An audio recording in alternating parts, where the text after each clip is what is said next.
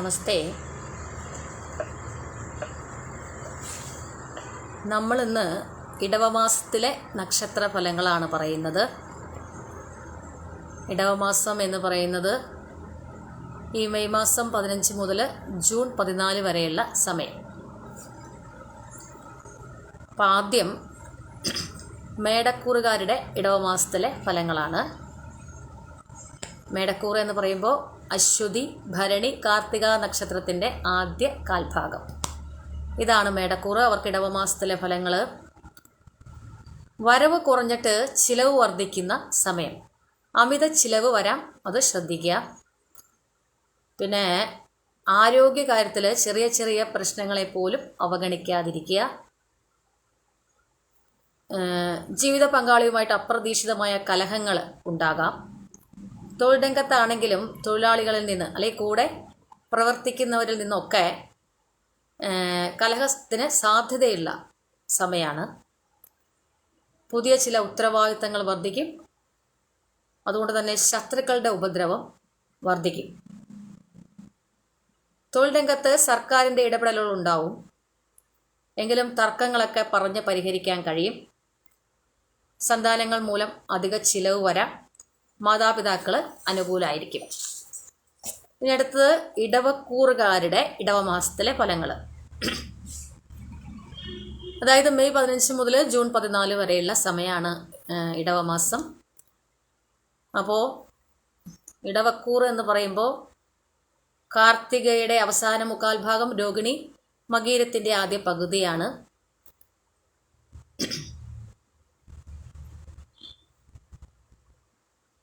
ആവശ്യമില്ലാത്ത ബന്ധങ്ങളൊക്കെ വന്നു പെടാം. അങ്ങനെയുള്ള ബന്ധങ്ങളിൽ പെട്ട് ജീവിതം പ്രതിസന്ധികളിൽ അകപ്പെടാൻ സാധ്യതയുണ്ട് എന്ന് മനസ്സിലാക്കിയിട്ട് മുന്നോട്ട് പോവുക. തൊഴിൽ രംഗത്താണെങ്കിലും അത്ര അനുകൂലമല്ല, ശ്രദ്ധിച്ച് മുന്നോട്ട് പോവുക. മാതാപിതാക്കൾ മൂലം ധനാഗമത്തിന് സാധ്യതയുള്ള സമയമാണ്.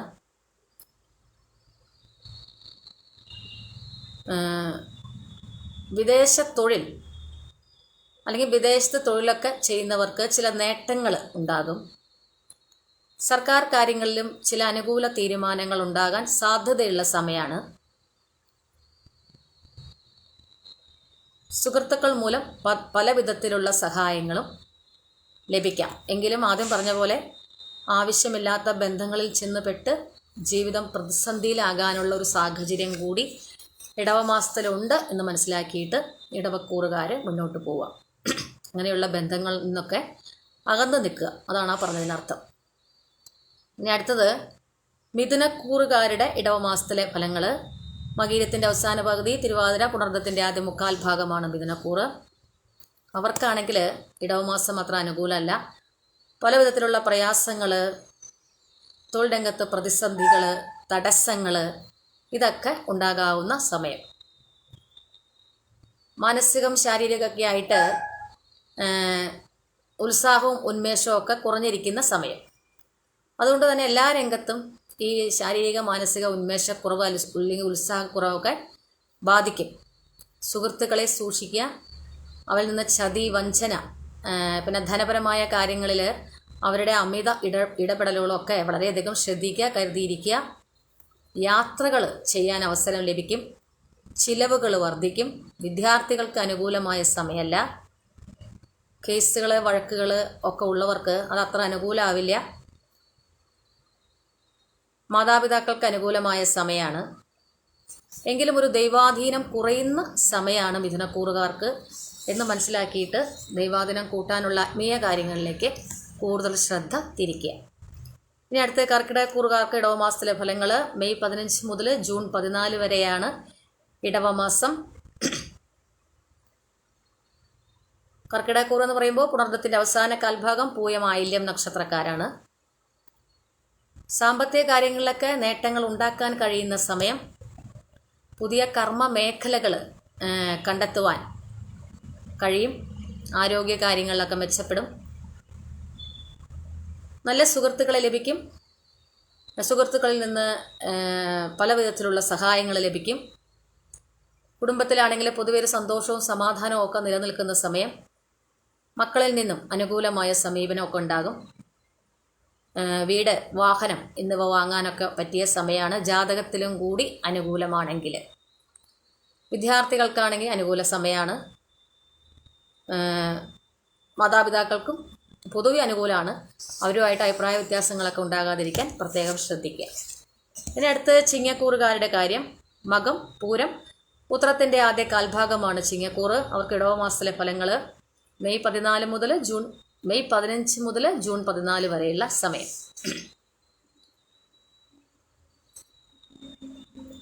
ആരോഗ്യകാര്യത്തിലാണെങ്കിൽ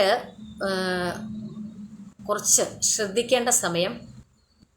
വിവാഹാദി കാര്യങ്ങൾക്ക് അനുകൂലമായ സമയം. കാര്യനിർവഹണ ശേഷി കൂടും.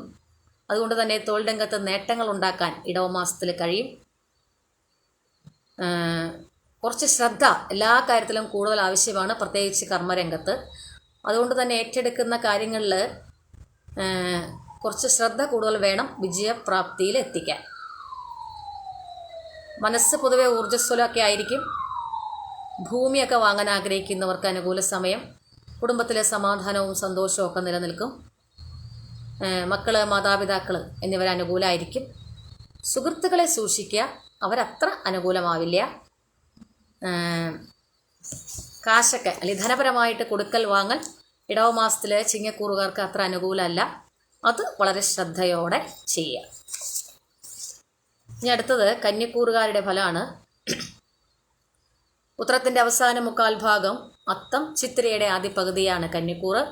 അവർക്ക് ഈ മെയ് 15 മുതൽ ജൂൺ 14 വരെയുള്ള ഇടവമാസത്തിലെ ഫലങ്ങൾ.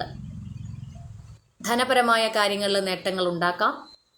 ആരോഗ്യകാര്യത്തിൽ കൂടുതൽ ശ്രദ്ധ പുലർത്തുക, അത്ര അനുകൂലമാവില്ല. ആവശ്യമില്ലാത്ത കൂട്ടുകെട്ടുകൾ ഒഴിവാക്കുക. കാരണം ഈ കൂട്ടുകെട്ടുകൾ മുഖേന ധനം നഷ്ടപ്പെടാം, ഭൂമി നഷ്ടപ്പെടാം. ഇതൊക്കെ പാഴ്ചിലവുകൾ വർദ്ധിക്കുന്ന സമയമാണ്. അതുകൊണ്ട് കൂട്ടുകെട്ടിൽ കന്നിക്കൂറുകാർ വളരെയധികം ശ്രദ്ധിച്ച് മുന്നോട്ട് പോവുക. കുടുംബത്തിലാണെങ്കിൽ ജീവിത പങ്കാളിയുമായിട്ട് അപ്രതീക്ഷിത കലഹം. അതുകൊണ്ട് തന്നെ വളരെയധികം വാക്കുകൾ ശ്രദ്ധിച്ച് ഉപയോഗിക്കുക. വാഗ്ദാനങ്ങൾ നിറവേറ്റാൻ കഴിയില്ല. അതുകൊണ്ട് തന്നെ അത് നൽകാതിരിക്കുക ആർക്കും. നിർമ്മാണ പ്രവർത്തനങ്ങൾക്കൊക്കെ അനുകൂലമായ സമയം. മക്കളിൽ നിന്ന് ചില നേട്ടങ്ങൾ ഉണ്ടാകാം. മാതാപിതാക്കളൊക്കെ ആയിട്ട് വാക്ക് തർക്കങ്ങളിൽ ഏർപ്പെടാതിരിക്കുക. വിദ്യാർത്ഥികൾ ശ്രദ്ധിക്കുക, അവർക്ക് അത്ര അനുകൂലമായില്ല. തൊഴിൽപരമായിട്ട് തൊഴിൽ രംഗത്ത് ചില തർക്കങ്ങൾക്ക് സാധ്യതയുള്ളതിനാൽ ആ വക കാര്യങ്ങളും പ്രത്യേകം കന്നിക്കൂറുകാർ ശ്രദ്ധിക്കുക. ഇനി അടുത്ത തുലാക്കൂറ്. ചിത്തിര അവസാന പകുതി, ചോതി വിശാഖത്തിൻ്റെ ആദ്യ മുക്കാൽ ഭാഗമാണ് തുലാക്കൂറ്. അവർക്ക് ഇടവമാസത്തിൽ ആരോഗ്യകാര്യങ്ങൾ അത്ര അനുകൂലമാവില്ല. എങ്കിലും ധനപരമായിട്ട് ചില നേട്ടങ്ങളൊക്കെ ഉണ്ടാക്കാൻ കഴിയും. തൊഴിൽ രംഗത്താണെങ്കിൽ ഗുണപരമായ മാറ്റങ്ങൾ ഉണ്ടാകാൻ സാധ്യത. പുതിയ തൊഴിൽ മേഖലകൾ കണ്ടെത്താൻ സാധ്യതയുണ്ട്. തൊഴിൽ രംഗത്താണെങ്കിൽ പുതിയ ചില വികസന പ്രവർത്തനങ്ങൾ നടത്താൻ കഴിയും. സൂക്ഷിക്കുക, കേസുകൾ, വഴക്കുകളൊക്കെ ഉണ്ടാകാതിരിക്കാൻ പ്രത്യേകം ശ്രദ്ധിക്കുക. ചില നിയമ നടപടികൾ ഉണ്ടാകാം. അത് ഭൂമിയുമായിട്ട് വരാം, വീടുമായിട്ട് വരാം. അങ്ങനെ സർക്കാരിൽ നിന്ന് ചില നിയമ നടപടികൾ ഉണ്ടാകാൻ സാധ്യതയുള്ള സമയമാണ് ഇടവമാസത്തിലെ തുലാക്കൂറുകാർക്ക്. അത് പ്രത്യേകം ശ്രദ്ധിക്കുക. സ്ത്രീകൾ മൂലം അപമാനം, അപകീർത്തി എന്നിവ ഉണ്ടാകാൻ സാധ്യതയുള്ളതിനാൽ ആ വക കാര്യങ്ങളും പ്രത്യേകം ശ്രദ്ധിക്കുക. വാക്ക് തർക്കങ്ങളിൽ നിന്ന് പരമാവധി ഒഴിഞ്ഞു മാറി നിൽക്കുക. ഇങ്ങനെയൊക്കെ ദോഷം ആണ് എന്ന് പറയുമ്പോൾ പരമാവധി വാക്ക് തർക്കങ്ങളിൽ നിന്നൊക്കെ ഒഴിഞ്ഞു മാറി നിൽക്കുക. നമ്മൾ എന്തെങ്കിലും ആർക്കെങ്കിലും ചെയ്യുന്നുണ്ടെങ്കിൽ അത് രഹസ്യമാക്കാതിരിക്കുക. വീട്ടിലുള്ളവരും കൂടി അറിഞ്ഞിട്ട് ചെയ്യുക. അങ്ങനെയൊക്കെയുള്ള കാര്യങ്ങൾ ശ്രദ്ധിക്കുക. ചിലവ് കുറച്ച് വർദ്ധിക്കും. മാതാപിതാക്കളുമായിട്ട് അഭിപ്രായ വ്യത്യാസങ്ങൾക്ക് സാധ്യതയുള്ള സമയമാണ്. വിദ്യാകാര്യങ്ങളിൽ ചില തടസ്സങ്ങൾ വിദ്യാർത്ഥികൾക്കുണ്ടാകാം. സുഹൃത്തുക്കളെ സൂക്ഷിക്കുക, അവർ അത്ര അനുകൂലമായിരിക്കില്ല. അവരുമായിട്ട് വാക്കുതർക്കത്തിനൊക്കെ സാധ്യതയുണ്ട്. കാരണം എന്താണെന്ന് വെച്ചാൽ പറഞ്ഞ കാര്യങ്ങൾ സുഹൃത്തുക്കൾക്ക് ചിലപ്പോൾ ചെയ്യാൻ കഴിയില്ല. അപ്പോൾ വാക്ക് തർക്കങ്ങളൊക്കെ ഉണ്ടാകാം. അതൊക്കെ ശ്രദ്ധിച്ച് മുന്നോട്ട് പോവാം. ഇനി അടുത്തത് വൃശ്ചികക്കൂറുകാരുടെ കാര്യം. ഇടവമാസത്തിലെ ഫലങ്ങൾ മെയ് 15 മുതൽ ജൂൺ 14 വരെയുള്ള വിശാഖത്തിൻ്റെ അവസാന കാൽഭാഗം, അനിഴം, തൃക്കേട്ട നക്ഷത്രക്കാരാണ് വൃശ്ചികക്കൂറുകാർ. തൊഴിൽ രംഗത്ത് പുതിയ പ്രവർത്തനങ്ങൾ, നേട്ടങ്ങൾ, വിജയങ്ങൾ ഇതൊക്കെ ഉണ്ടാകാം. മറ്റുള്ളവരിൽ നിന്ന് അംഗീകാരങ്ങൾ, അനുമോദനങ്ങൾ, യാത്രകൾ ഇതൊക്കെ ഉണ്ടാകും. ആരോഗ്യകാര്യത്തിൽ ശ്രദ്ധിക്കുക. വയറ് സംബന്ധമായ എന്തെങ്കിലും അസുഖങ്ങളുണ്ടെങ്കിൽ ചികിത്സ തേടുക. നിർമ്മാണ മേഖലകൾ അങ്ങനെയായിട്ട് പ്രവർത്തിക്കുന്നവർക്കൊക്കെ പുരോഗതി ഉണ്ടാവും. വീട്, വാഹനം എന്നിവയ്ക്കൊക്കെ യോഗമുള്ള സമയമാണ്. എന്നിവിടെയൊക്കെ അറ്റകുറ്റപ്പണികൾ നടത്താനുള്ള സമയമാണ്. ജീവിത പങ്കാളിയുടെ ആരോഗ്യം കാര്യം അത്ര അനുകൂലമായിരിക്കില്ല, അത് ശ്രദ്ധിക്കുക. പൊതുവെ കുടുംബത്തിലൊരു സമാധാനപരമായ അന്തരീക്ഷമൊക്കെ ഉണ്ടാകും. മക്കളിൽ നിന്ന് അനുകൂലമായ സമീപനങ്ങൾ ഉണ്ടാകും, മാതാപിതാക്കളിൽ നിന്നുണ്ടാകും. എങ്കിലും തൊഴിൽ സ്ഥലത്തൊക്കെ സുഹൃത്തുക്കളെ ഒന്ന് ശ്രദ്ധിക്കുക. അവരുമായിട്ട് ഇടപഴകുമ്പോൾ വളരെയധികം ശ്രദ്ധിച്ച് കാര്യങ്ങൾ കൈകാര്യം ചെയ്യുക. പ്രത്യേകിച്ച് ധനപരമായ കാര്യത്തിലൊക്കെ വളരെയധികം ശ്രദ്ധിച്ച് സുഹൃത്തുക്കളൊക്കെ ആയിട്ട് കൈകാര്യം ചെയ്ത് മുന്നോട്ട് പോവുക. പിന്നെ അടുത്തത് ധനുക്കൂറുകാരുടെ കാര്യമാണ്. മൂലം, പൂരാടം, ഉത്രാടത്തിൻ്റെ ആദ്യ കാൽഭാഗമാണ് ധനുക്കൂറ്. അവർക്ക് ഇടവമാസത്തിലെ ഫലങ്ങൾ സുഖമാണ് കേട്ടോ, സുഖമാണ്. അവർക്ക് ഇടവമാസത്തിലെ ഫലങ്ങൾ, അതായത് മെയ് 15 മുതൽ ജൂൺ 14 വരെയുള്ള ഫലങ്ങൾ പൊതുവെ അനുകൂലമായൊരു സമയമാണ്. ധനപരമായ കാര്യത്തിൽ ചെറിയൊരു പുരോഗതിയൊക്കെ ഉണ്ടാവും. ചിലവ് ഒന്ന് ശ്രദ്ധിക്കുക. തൊഴിൽ രംഗത്താണെങ്കിലും ഗുണമൊക്കെ ഉള്ള സമയമാണ്. എല്ലാ കാര്യങ്ങൾക്കും ഒരു നിവൃത്തി ഉണ്ടാകുന്ന സമയമാണ്. മറ്റുള്ളവരിൽ നിന്ന് ആദരവൊക്കെ ലഭിക്കും. എങ്കിലും ആരോഗ്യകാര്യത്തിലൊന്ന് ശ്രദ്ധിക്കുക. ചെറിയ ചെറിയ രോഗങ്ങളെ പോലും അവഗണിക്കാതിരിക്കുക. മറ്റുള്ളവരോട് സംസാരിക്കുമ്പോൾ ശ്രദ്ധിക്കുക. നമ്മൾ ചിലപ്പോൾ പറഞ്ഞു വച്ചിരിക്കുന്ന കാര്യങ്ങളിൽ ചില തടസ്സങ്ങളൊക്കെ ഉണ്ടാകാം, അത് ശ്രദ്ധിക്കുക.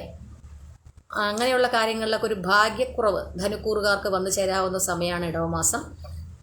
അപ്പോൾ ആ വക കാര്യങ്ങളൊക്കെ വളരെ ശ്രദ്ധയോടെ വേണം മുന്നോട്ട് കൊണ്ടുപോകാൻ. പൊതുവേ കുടുംബത്തിൽ ഒരു സ്വസ്ഥതയൊക്കെ ലഭിക്കും, ഒരു മനസ്സമാധാനമൊക്കെ ഉണ്ടാകും. എങ്കിലും വാക്കുകൾ മാതാപിതാക്കളോടായാലും ആരോടായാലും ഈ ധനുക്കൂറുകാർ, അതായത് മൂലം, പൂരാടം, ഉത്രാടത്തിൻ്റെ ആദ്യ കാൽഭാഗത്ത് ജനിച്ചവർ, ഇവർ വാക്കുകൾ കുടുംബത്തിലായാലും സുഹൃത്തുക്കളുടെ ഇടയിലായാലും എവിടെയായാലും ശ്രദ്ധിച്ച് കൈകാര്യം ചെയ്യുക. വിദ്യാർത്ഥികൾക്ക് അത്ര അനുകൂലമല്ല. ഇവരുടെ മക്കൾ മൂലം ചില പ്രയാസങ്ങൾ ഉണ്ടാകാം. എങ്കിലും മാതാപിതാക്കളൊക്കെ, ധനുക്കൂറുകാരുടെ മാതാപിതാക്കളൊക്കെ പൊതുവെ അനുകൂലമായിരിക്കും. ഇനി മകരക്കൂറ്, അതായത് ഉത്രാടത്തിൻ്റെ അവസാന മുക്കാൽ ഭാഗം, തിരുവോണം, അവിട്ടത്തിൻ്റെ ആദ്യ പകുതി ഭാഗമാണ് മകരക്കൂറ്. അവർക്ക് 2024 മെയ് 15 മുതൽ ജൂലൈ 14 വരെയുള്ള ഇടവമാസത്തിലെ ഫലം.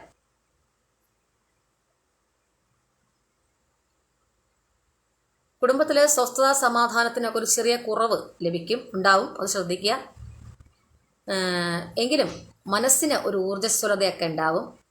സർക്കാർ കാര്യങ്ങളിലെ തീരുമാനങ്ങൾ ഉണ്ടാകും, വിവാഹ കാര്യങ്ങളിലെ തീരുമാനങ്ങൾ ഉണ്ടാകും. അപകടങ്ങളെ കരുതിയിരിക്കുക.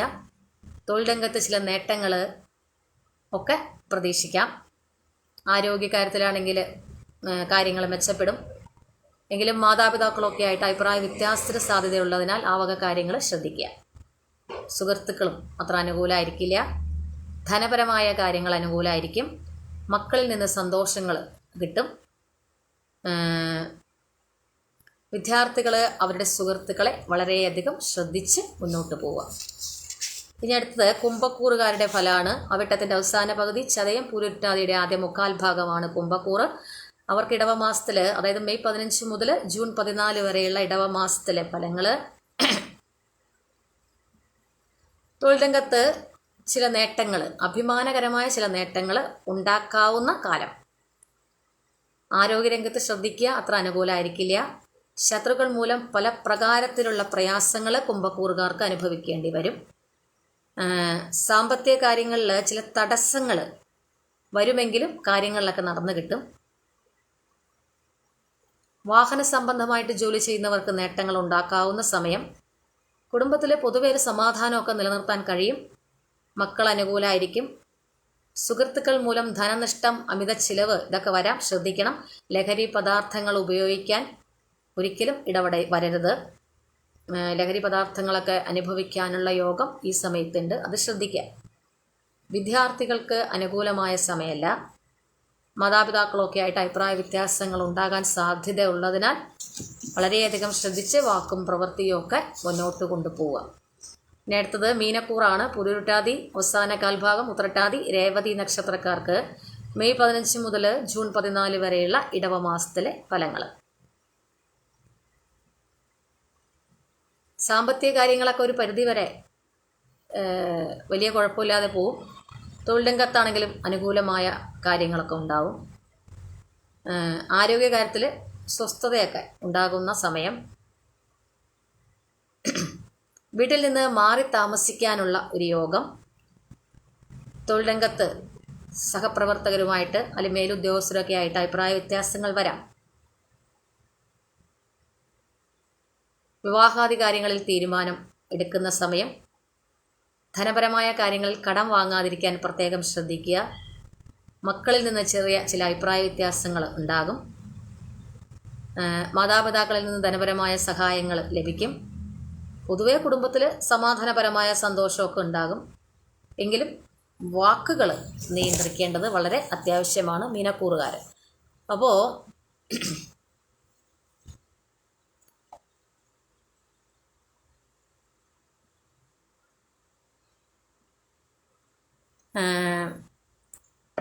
ഇത് അശ്വതി മുതൽ രേവതി വരെയുള്ള നക്ഷത്രക്കാരുടെ ചാരവശാലുള്ള ഫലമാണ്.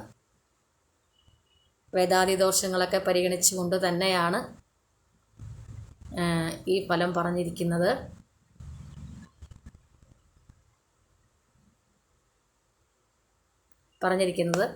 താല്പര്യമുള്ളവർക്ക്, വിശ്വാസമുള്ളവർക്ക് ഇത് കേട്ടിട്ട് മുന്നോട്ട് പോവാം. ആ ദോഷ സമയമൊക്കെ പറഞ്ഞിരിക്കുന്ന സമയത്ത് കൂടുതൽ ശ്രദ്ധിച്ച് നാമജപാദി കാര്യങ്ങളൊക്കെ, അതായത് ആത്മീയതയിലേക്ക് കൂടുതൽ തിരിഞ്ഞ് മുന്നോട്ട് പോവുക. താല്പര്യമില്ലാത്തവർ ഇത് ശ്രദ്ധിക്കാതിരിക്കുക.